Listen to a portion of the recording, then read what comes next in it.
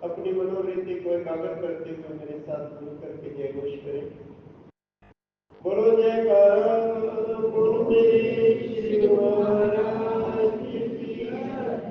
बोलो साचे दरबार की जय। बोलो श्री नंदी निवासी भगवान की जय। बोलो श्री परमहंस जी महाराज की जय। सतगुरुदेव भगवान जी के श्री चरणों में उपस्थित प्रभु प्रेमियों, परम सौभाग्य है सबका जिन्हें इस कली काल में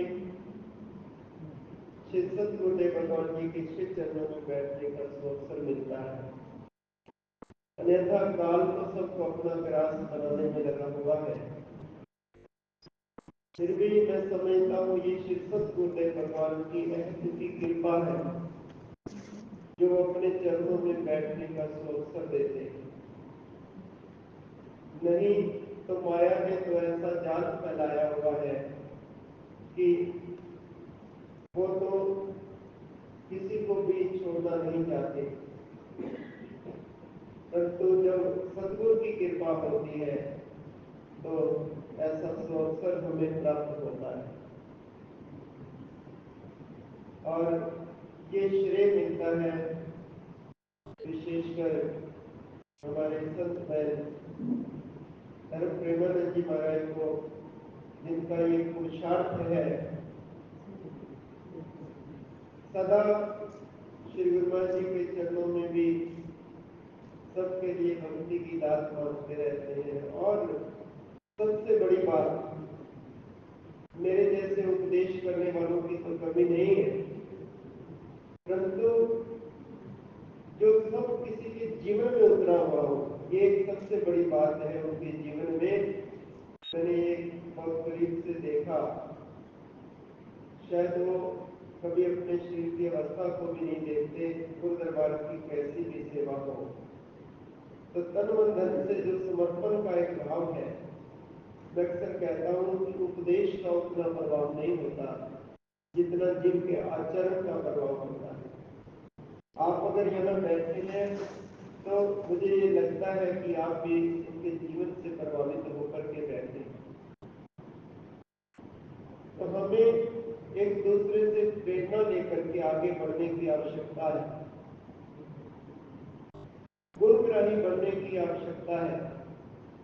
बहुत सारे लोग तो अवगुण इकट्ठे करते हैं, लेकिन मैं समझता हूँ जो भी यहाँ उपस्थित है ये गुणग्राही है। इन्होंने भी देखा है कि ये महापुरुष कितना ऊंचा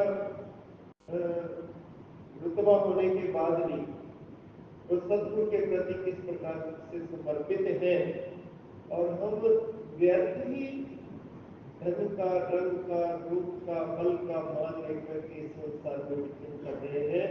तो जब कभी अपने मन पर ये बात आती है तो उस समय जीव झुकता है।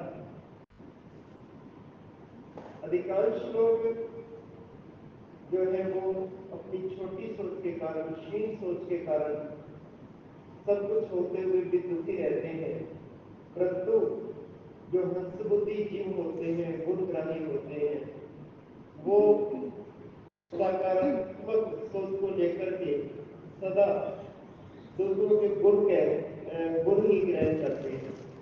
और जो क्षीण सोच के लोग होते हैं, छोटी सोच के लोग होते हैं, वो अवगुणों को देख करके दुखी होते हैं।